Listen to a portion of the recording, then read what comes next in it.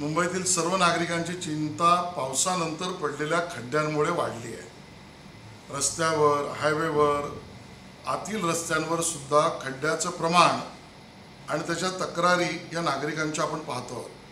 आज मुंबई महानगरपालिका आयुक्त, MSRDC, MMRDA, जिल्हाधिकारी, बॉम्बे पोर्ट ट्रस्ट सहित सर्व विविध व्यवस्थात्मक प्रशासकीय अधिकाऱ्यांबरोबर मी बैठक घेतली।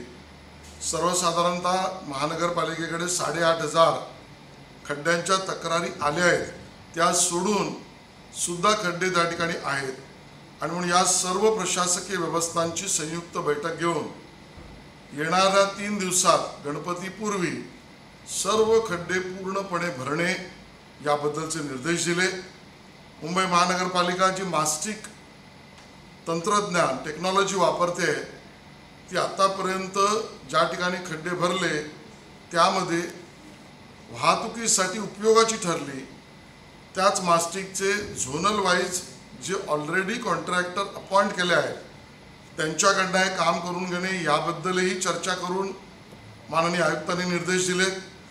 याच पद्धतीच्या तंत्रज्ञानाचा वापर करून MSRDCचा, वाकोल्याचा, विक्रोळीचा, गोरेगावचा विविध ठिकाणच्या ब्रिजेसवर, पुलांवर पडलेल्या खड्ड्यांमुळे सुद्धा ट्रॅफिक वाढत आहे। त्यातही त्याचा उपयोग करून ते रस्ते जर MSRDCने भरले नाही तर महापालिका भरणार, अशा पद्धतीचे निर्णय आणि निर्देश त्या ठिकाणी दिलेत। आणि त्यामुळे गणपती बाप्पा आपल्या येण्याआधी खड्डेमुक्त मुंबई करण्याच्या दिशेने आजच्या बैठकीत येत्या 3-4 दिवसात काम पूर्ण करून रिपोर्ट देण्याबद्दलचे निर्देश त्या ठिकाणी दिलेले आहेत।